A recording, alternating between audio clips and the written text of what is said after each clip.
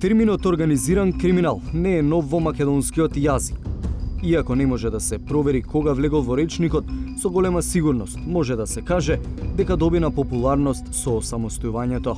Организиран криминал во сите видови, цигари, нафта, дрога, шекер, не знам што, беше буквално измислен како поим во Република Македонија во ваше време.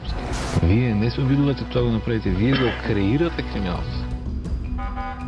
Но освен што некому предизвикуваше политичка штета, низ годините организираниот криминал доби и политичка вредност. Владите на Никола Груевски се обидуваа политички да профитираат преку спектакуларни апсења за да се задоволи барањето на јавноста за правда и еднаквост пред законите. Актуелната влада, предводена од Зоран Заев, видливоста на таа борба сакаше да ја покаже со бројчаник на триумфалната капија. Локацијата за бројчаникот не беше случајно избрана, бидејќи во очите на актуелната власт, портата е символ за криминалот на претходната владеачка гарнитура. Бројчаникот треба да покажува колку од наводно украдените стотици милиони евра се враќаат назад во државната каса. Но тој не работи и не ги покажува помпезно најавуваните милиони евра, кои преку судски процеси се враќаат во државниот буџет, а биле проневерени од претходната владеачка гарнитура. Сепак власта не ја напушта тезата дека борбата против организираниот криминал и корупцијата е стратешка цел. Мораме да покажеме јасен, исчекор и апсолутно недвосмислена и безкомпромисна и безрезервна борба против криминалот и корупцијата. И тоа не смее да остане само на декларативни заложби. Мора да има дури конкретни резултати. Проверивме дали не функционира само символот или целиот механизам на таа борба.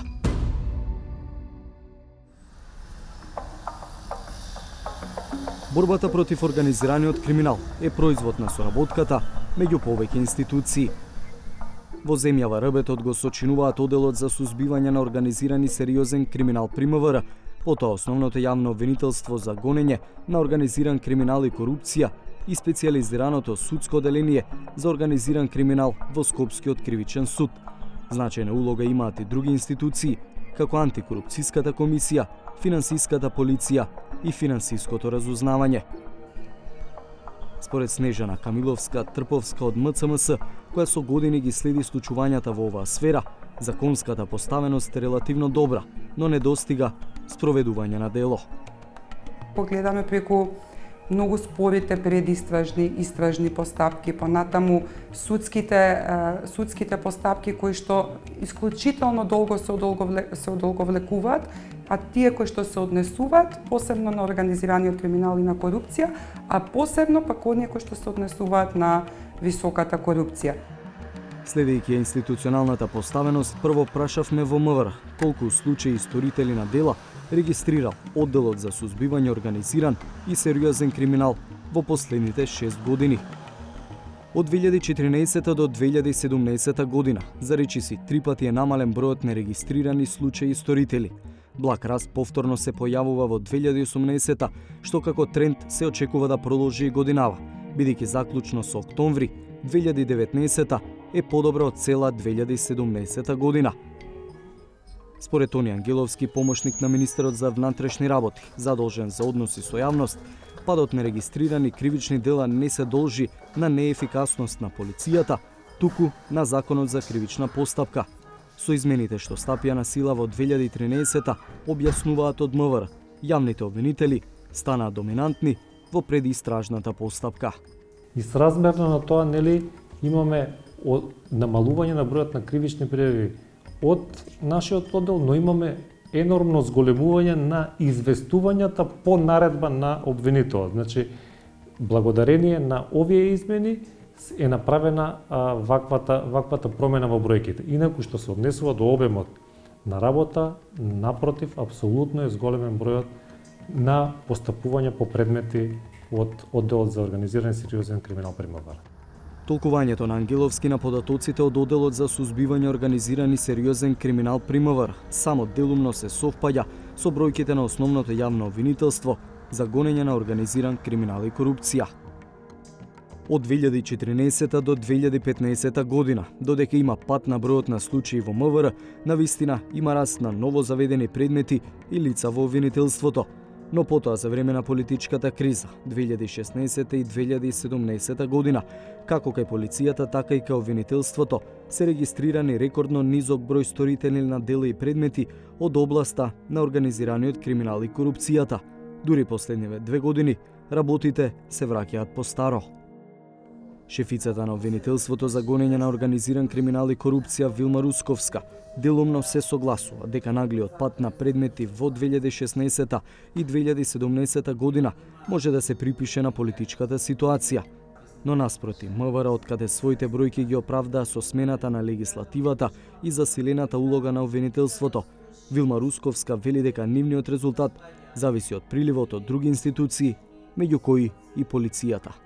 Обвинителството не е истражен орган. И затоа во добар дел зависиме ние од другите институции. Веројатно и затоа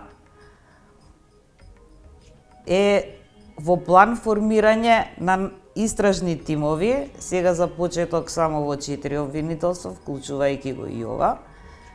Потоа веројатно ќе биде и по другите обвинителства, за да во откривање на сторители на кривични дела од наша надлежност, без разлика од кое обвинителство, не зависиме толку многу од другите институции.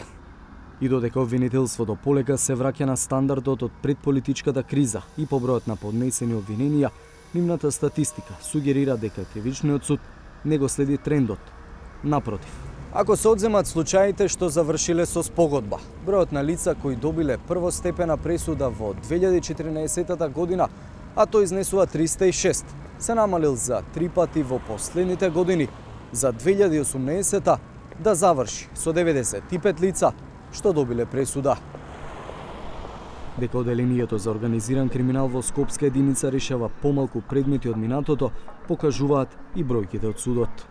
Ако во 2014 и 2015 година одделението за организиран криминал решавало и за останати предмети, односно повеќе отколку што примало во тековните години, во 2016, 2018 и 2019 година судот не успевал да пресуди ни за онолку лица за колку што имал прилив.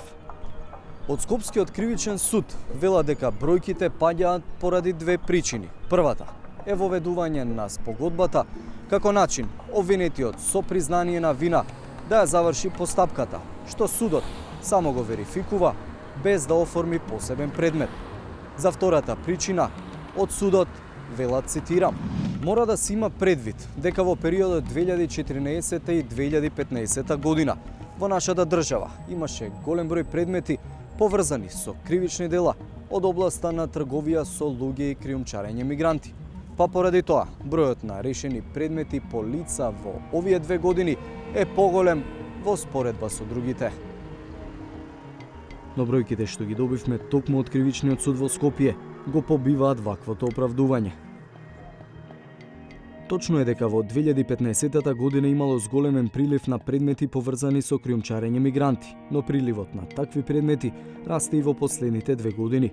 Статистиката покажува дека и во минатото и сега судот е задоволително ефикасен кога се во прашање овие предмети. Како последица на намалениот број првостепени пресуди, се намалил бројот на пресуди и на апелацијскиот суд, но во исто време, според статистиките на обвинителството, се зголемил процентот на укинати првостепени пресуди од 0,4% во 2014 година на близу 26% во 2018. Најголемиот број, според мене, не само за претходниве години, него години наназад, укинати пресуди од страна на апелациониот суд е поради пресудите, а не затоа што обвинителството не доставило доволно докази. Поради суштествени повреди, за текот на постапката, или пак некои недоречености во самата пресуда. Така, многу тогаш би било носење на ослободителна пресуда од страна на апелациониот суд, доколку обвинителството не доставило доволно докази. Од Скопскиот кривичен суд тврдат дека бројките од обвинителството на Русковска не се точни. Нашите податоци покажуваат дека се помал број на првостепени пресуди од нашиот суд се обжалени пред повисокиот суд, што покажува дека странките се задоволни од пресудите, а од оној број на пресуди кои се обжалени или се целосно потврдени или потврдени и преиначени само во делот на казната. Сепак, од бројките што не ги достави кривичниот суд не може да се потврди ваквото тврдење. Од апелација пак не сакаат да влезат во подетална оценка на укинатите пресуди, ниту причински, ниту според број, бидејќи според нив за комплексното прашање е потребна анализа. Кој и да е во право, на крај бројките покажуваат дека се намалува бројот на правосилни пресуди за организиран криминал, кои завршуваат со казна затвор.